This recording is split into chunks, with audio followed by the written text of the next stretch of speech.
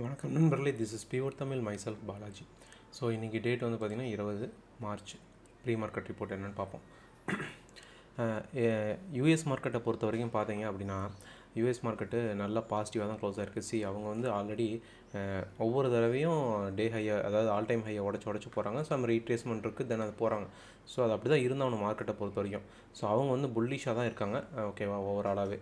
தென் அதில் ஒரு ரீட்ரேஸ்மெண்ட் வரணும், பட் அதுக்கு ஏதாவது நியூஸ் இருக்குது, அந்த டைமில் தான் அவங்களும் ரீட்ரேஸ் பண்ணுறாங்க. தென் அதுக்கப்புறம் உடனே மேலேயும் போயிடுறாங்க அவங்க, ஓகேங்களா. ஓகே, தென் யூரோப்பியன் மார்க்கெட் பார்த்திங்கன்னா அவங்களும் பாசிட்டிவாக தான் முடிச்சிருக்காங்க. தென் ஏஷியன் மார்க்கெட்ஸ் பொறுத்த வரைக்கும் பார்த்திங்கன்னா ஓவராலாக பார்த்திங்கன்னா ஒரு பாசிட்டிவாக தான் இருக்குது அப்படின்னு தான் சொல்ல முடியும், ஓகேங்களா. கிஃப்ட் நிஃப்டி வந்து பெரிய நமக்கு ஒரு இண்டிகேஷனாக இல்லை, சரியாக இல்லை அப்படின்னா கூட அவனும் ஒரு 48 பாயிண்ட்ஸு பாசிட்டிவாக தான் காமிக்கிறான். ஜப்பானீஸ் மார்க்கெட் 263 பாயிண்ட்ஸ் பாசிட்டிவாக இருக்குது, ஓகேங்களா. ஒரு சில மார்க்கெட் மட்டும்தான் வந்து நெகட்டிவாக இருக்குது ஏஷியன் மார்க்கெட்டில். அதுவும் பெரிய லெவலில் ஜஸ்ட் 3 பாயிண்ட்ஸு 4 பாயிண்ட்ஸு அப்படிங்கிற மாதிரி தான் இருக்குது. ஆக்சுவலாக மணி வந்து பார்த்திங்கன்னா இப்போ 7:30. ஸோ 7:30க்கு இந்த கண்டிஷன், 9 மணிக்கு என்ன ஆகுதுன்னு தெரில. பட் ஆனால் எல்லா மார்க்கெட்டையும் கொஞ்சம் புல்லிஷாக தான் இருக்குது, ஓகேங்களா. இது ஓவரால் மார்க்கெட்டோட கண்டிஷன்ஸ், ஓகேங்களா. தென் ஏடிஆர் பொசிஷன்ஸ் பார்த்தீங்க அப்படின்னா, ஏடிஆர் வரைக்கும் பார்க்கும்போது இந்தியன் ஏடிஆர்ஸ் எல்லாமே அவங்க ஈவன் ஆக்சிஸ் பேங்க் பாருங்கள் நெகட்டிவில் தான் இருக்குது, 1.3%. தென் ஹெச்டிஎஃப்சி 1%, ஐசிஐசி 0.19%, இன்ஃபோசிஸ் கூட 1.67%, ஓகேங்களா. ஸோ நெகட்டிவில் தான் இருக்குது. ஆக்சுவலாக நேற்று வந்து ஐடி எல்லாமே ட்ராக் பண்ணி வச்சு டிசிஎஸ் மூலிமா அப்படியே கடன்னு எல்லாமே கீழே வந்துட்டாங்க, ஓகேங்களா. தென் அதுக்கு அடுத்ததை வந்து பார்க்கணும் அப்படின்னா ஓவரால் ஆக்சுவலாக வந்து பார்த்திங்கன்னா நேற்று மார்க்கெட் நல்லா ரேலி ஆனது காரணம், யூஎஸ் மார்க்கெட் ரேலி ஆனது காரணம் மேபி என்விடியாவாக இருக்கலாம், ஓகேங்களா. ஸோ அப்புறம் நம்மளோட மார்க்கெட்டோட கண்டிஷன்ஸ் என்ன அப்படிங்கிறத நம்ம பார்ப்போம் ஃபஸ்ட்டு, ஓகேவா. ஸோ நம்மளோட மார்க்கெட் கண்டிஷன் பார்த்திங்கன்னா ஓவராலாக நான் அன்றைக்கே சொன்னேன், அது வந்து பேட்டர்ன் வந்து பார்க்கும்போது அது டவுன் சைடில் நோக்கி தான் வர மாதிரி தான் இருக்குது அப்படின்னு தான் சொல்லியிருந்தேன். ஸோ இங்கே பாருங்கள், ஆல்மோஸ்ட்டு ஒவ்வொரு தடவையும் இந்த பேட்டர்ன் என்ன கம்ப்ளீட் ஆகலை ஆக்சுவலாக, ஓகேவா. பேட்டர்ன் என்ன கம்ப்ளீட் ஆகலை, பட் ஆனால் என்னென்னா இன்றைக்கி ஒரு ரீட்ரேஸ்மெண்ட்டாக இருக்குமா அப்படின்னு தான் நான் பார்க்குறேன், ஓகேங்களா. ஸோ ஏன் ரீட்ரேஸ்மெண்ட்டாக இருக்குமான்னு கேட்டிங்க அப்படின்னா, ஒரு நிமிஷம் பாருங்கள்.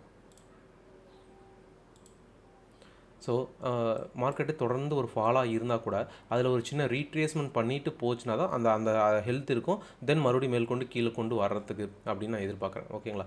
ஏன்னா அந்த பேட்டர்ன் என்ன கம்ப்ளீட் ஆகாத பட்சத்தில் ஆக்சுவலாக என்னென்னா மார்னிங்கே வந்து 21,763 வந்துருச்சுன்னா கூட ஓகே. பட் அப்படி இல்லை அப்படிங்கிற பட்சத்தில் மார்க்கெட் என்ன பண்ணுன்னா அந்த 21,983, ஓகேங்களா. ஒரு நிமிஷம் காமிக்கிறேன். ஸோ இந்த ஜோன் வரைக்கும் மார்க்கெட்டை ஒரு பவுன்ஸ் பேக் பண்ண வாய்ப்பு இருக்குது, ஓகேங்களா. ஸோ இது 1 2 இது வரைக்கும் பவுன்ஸ் பேக் பண்ணிவிட்டு 10 EMA சப்போர்ட் எடுத்துட்டு தென் அதுக்கப்புறம் ஃபர்தராக கீழே வருதா அப்படின்னு தான் பார்க்கணும். உடனே மார்க்கெட் புல்லிஷ் ஆகிடுச்சு அப்படின்னு எதிர்பார்க்க முடியாது. அது மட்டும் இல்லாமல் டேட்டாஸ் படி பார்க்குறோம் அப்படின்னா எஃப்ஐஐ டேட்டாவும் சரி, டிஐ டேட்டாவும் சரி, அவங்க 2 பேருமே வந்து பார்த்திங்கன்னா பை பண்ணியிருக்காங்க. பட் டிஐ டேட்டா 9,000 இருந்தால் கூட அதை நம்ம வந்து கன்சிடர் பண்ண முடியாது. பட் எஃப்ஐஐ வந்து பார்த்திங்கன்னா பை பண்ணியிருக்காங்க. ஸோ அது மட்டும் இல்லாமல் யூஎஸ் மார்க்கெட் இன்றைக்கி கொஞ்சம் பாசிட்டிவாக இருக்கிறனால, ஸோ ஐடி மறுபடியும் நேற்று ஃபால் ஆனதுனால அவங்க கொஞ்சம் ஒரு ஷார்ட் கவர் பண்ண வாய்ப்பு இருக்கும். அது இல்லாமல் ஓவராலாகவே பொசிஷன்ஸ் எல்லாமே ஷார்ட் கவர் அதாவது கீழே தான் வர மாதிரி இருக்குது, புட்டு தான் எல்லாம் எடுத்து வச்சுருக்காங்க, தென் கால் செல் பண்ணி வச்சுருக்காங்க. தென் அதனால் மார்க்கெட்டு இந்த இடத்துல ஒரு ஷார்ட் கவர் பண்ணும்போது என்ன ஆகும்னா நிறைய பேர் பொசிஷன் சேஞ்ச் பண்ணுவாங்க. தென் அந்த டைமில் சின்னதாக ஒரு ரேலி நடக்க வாய்ப்பு இருக்குது. அது மட்டும் இல்லாமல் இப்போ வந்து மந்த் எண்டு கிட்டத்தட்ட வந்துருச்சு, ஓகேங்களா. இன்னொரு வாரம் இருக்குது, பட் இருந்தாலும் மந்த் எண்டு கிட்டத்தட்ட வந்துருச்சு. ஸோ அதனால் ஈவன் பேங்க் நிஃப்டியோட கண்டிஷன், இப்போ நான் கண்டிஷன்ஸ் தான் சொல்கிறேன், ஓகேங்களா. பேங்க் நிஃப்டியோட கண்டிஷன்ஸ் பாருங்கள், அவனும் தொடர்ந்து மேலே போகிறான். அந்த லைன் நேற்று போட்டக்கூட தான் அவன் மறுபடியும் மேலே போகிறான், ரிஜெக்ட் ஆகிறான், மேலே போகிறான், ரிஜெக்ட் ஆகிறான். ஸோ இதே தான் நடந்துகிட்ருக்கு. ஸோ அவன் பாட்டம் ஜோனில் அட்லீஸ்ட் இந்த எம் பேட்டர்னாவது கம்ப்ளீட் பண்ணணும், ஓகேங்களா. ஸோ 45,655 அது அங்கே வந்து பேட்டர்னாவது கம்ப்ளீட் பண்ணணும் எதிர்பார்க்குறேன். பட் இந்த இடத்துல பாருங்கள் ஆல்ரெடி ஒரு சின்ன ரீட்ரேஸ்மெண்ட் இந்த இடத்துல கூட சப்போர்ட் எடுத்துகிட்டு போக ட்ரை பண்ணலாம், ஓகேங்களா. ஸோ அது வந்து 45,853 ஆல்ரெடி வந்து பார்த்திங்கன்னா ஒரு தடவை வந்திருக்கு. பட் அது மறுபடியும் சப்போர்ட் எடுக்க வாய்ப்பு இருக்குன்னு நினைக்கிறேன். இன்கேஸ் அந்த லோ உடைக்கிற மாதிரி இருந்தால் கூட டக்குன்னு இந்த இடத்துல வந்து இன்னொரு 100 பாயிண்ட்ஸு சப்போர்ட் எடுத்துகிட்டு தென் அதுக்கப்புறம் ரிஜெக்ட் பண்ணுறானா அப்படிங்கிறத பார்க்கலாம். பட் ஆனால் இன்றைக்கி என்ன எதிர்பார்க்குறேன்னா ஒரு ரீட்ரேஸ்மெண்ட்ஸாக தான் இருக்கணும், ஓகேங்களா. ஆக்சுவலாக வரணும், இதை இங்கே வரணும், ஈவன் இங்கே வந்தால் தான் என்னை பொறுத்த வரைக்கும் பேட்டர்ன் கம்ப்ளீட் ஆகும். பட் தொடர்ச்சியாக கீழே வந்துகிட்டே இருக்கு இல்லையா. நீங்கள் பேங்க் நிஃப்டி எடுத்து பாருங்கள், மோர் தென் 8 days ஆச்சு. 8 days மார்க்கெட்டு கண்டினியூவாக டவுன் சைடில் தான் இருந்துகிட்ருக்கு. ஸோ அதனால் மார்க்கெட்டு இன்றைக்கி ஒரு ரீட்ரேஸ்மெண்ட் பண்ண வாய்ப்பு இருக்கா. நிறைய பேர் புட்டு தான் ஹோல்ட் பண்ணிகிட்ருப்பாங்க. ஸோ அவங்கள கொஞ்சம் ட்ரிகர் பண்ணுற மாதிரி ஆப்போசிட்டில் போகிற மாதிரி மார்க்கெட்டு மேற்கொண்டு போக வாய்ப்பு இருக்கா. அது இன்கேஸ் போகுது அப்படின்னா கூட 46,803 அந்த ஜோனை உடைக்க முடியாது, ஓகேங்களா. அது வரைக்கும் தான் போகணும். ஏன்னா மார்க்கெட் ஈவன் தான் இங்கே பாருங்கள், இது 10 EMA சப்போர்ட் தான் இன்றைக்கி எதிர்பார்க்குறேன், ஓகேவா. அப்போ தான் அந்த ஃபோர்ஸ் கிடைக்கும் மறுபடியும் மேலேருந்து கீழே போகிறதுக்கு அப்படின்னு நினைக்கிறேன், ஓகேங்களா. ஸோ அது இன்றைக்கி நடக்குதா அப்படின்னு பார்ப்போம். மார்க்கெட்டோட ரேஞ்ச் பார்த்திங்கன்னா இப்போதைக்கு 46,333லேருந்து 46,803 இந்த ரேஞ்சுக்குள்ள தான் சுற்றிட்டு இருக்கு. ஈவன் தோ ஒரு கேப் அப் ஆகுது ஒரு 150 பாயிண்ட்ஸ் அப்படின்னா கூட 150 பாயிண்ட்ஸ் ஆல்மோஸ்ட் 500னா கூட அங்கேருந்து இன்னும் ஒரு 300 பாயிண்ட்ஸ் ரேலி பண்ண வாய்ப்பு இருக்குது. தென் அதுக்கப்புறம் இன்றைக்கி அது அங்கே போய் ரிஜெக்ட் ஆகலாம். ஏன்னா 10 EMAவில் வந்து மார்க்கெட்டு ரிஜெக்ட் ஆக வாய்ப்பு இருக்குது. இது வந்து 4 hours டைம் ஃப்ரேமில் தான் நான் எடுத்து வச்சுருக்கேன். ஓகேங்களா. தென் அடுத்தது இன்கேஸ் டவுன் சைடில் தான் வருது அப்படின்னா 45,655 தான் சப்போர்ட்டாக இருக்க போது. தென் அதுக்கப்புறம் பிரேக் டவுன் ஆகுது அப்படின்னா மேற்கொண்டு கீழ் கொண்டு வர வாய்ப்பு இருக்குது. பட் இன்றைக்கி நம்ம ஒரு ரீட்ரேஸ்மெண்ட் எதிர்பார்க்கலாமா அப்படின்னு தான் நான் பார்க்குறேன். ஓகேங்களா. ஏன்னா குளோபல் எல்லாமே நல்லா இருக்குது. பட் நம்ம குளோபல் மூமெண்டம் இது நல்லா இருந்தால் கூட நம்மளோட மார்க்கெட்டில் லோக்கல் மார்க்கெட்டில் ப்ராப்ளம்ஸ் இருக்கனால தான் மார்க்கெட் மேலே போக முடியல. பட் ஆனால் இன்றைக்கி ஒரு சின்ன மொமெண்டம் ட்ரிகர் பண்ண வாய்ப்பு இருக்குது. அது சின்ன மொமெண்டமாக தான் இருக்கும் மொழியே உடனே மார்க்கெட்டே புல்லிஷ் ஆகிடுச்சு அப்படின்னு நம்ம நினைக்க வேண்டாம். ஓகேங்களா. ஈவன் தோ அது மேலே போனால் கூட நான் 47 to 21 வரைக்கும் எதிர்பார்ப்பேன்.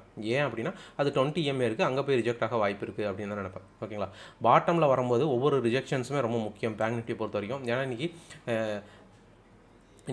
புதன்கிழமை ஆயிடுச்சு. ஓகேங்களா. ஸோ எக்ஸ்பைரி இருக்கு இல்லையா, அதனால் ஒரு வொலாட்டில் இருக்கும் இல்லையா. நேற்று மார்க்கெட்டோட கண்டிஷன் நீங்கள் பார்த்துருப்பீங்கன்னு நினைக்கிறேன். மார்க்கெட் சுத்தமாக மூவே இல்லை. அது ஈஸியாக நான் சொல்லிட்டேன். ஏன்னா அது சிபிஆரில் இருக்குது. ஓகேங்களா. மார்க்கெட் சிபிஆர்க்குள்ளே இருக்குது அப்படிங்கிற பட்சத்தில் அது பெருசாக மூமெண்ட்டமே தரப்போகிறது இல்லைங்க. பாருங்க, பாட்டமில் ரிஜெக்ட், டாப்பில் ரிஜெக்ட். ஸோ அதுக்குள்ளே இந்த கேம் ஆயிடுச்சு. தென் எண்ட் ஆஃப் டேல செஸ்ட்டு அவனும் மறுபடியும் தான் ஒரு சப்போர்ட் எடுத்தான். ஓகேங்களா. தென் ஒரு ரிஜெக்ஷன்ஸ் தான், மறுபடியும் சப்போர்ட் எடுத்தால் மறுபடியும் ரிஜெக்ஷன் தான். பட் ஹோல்ட் பண்ணிட்டே இருக்கான். பட் இன்றைக்கி பாருங்கள், மேபி திரும்ப இந்த இடத்துல தான் போய் ஓப்பன் ஆக வாய்ப்பு இருக்கலாம். 46,508 இந்த ஜோனில் தான் ஓப்பன் ஆக வாய்ப்பு இருக்கலாம், இந்த ஜோனுக்குள்ளே. தென் வந்து இங்கே ஓப்பன் ஆனால் கூட இந்த இடத்துல ரிஜெக்ட் பண்ணாலும் திரும்ப கீழே வருவான். இங்கேருந்து மேலே போனோன்னா இந்த லெவல்.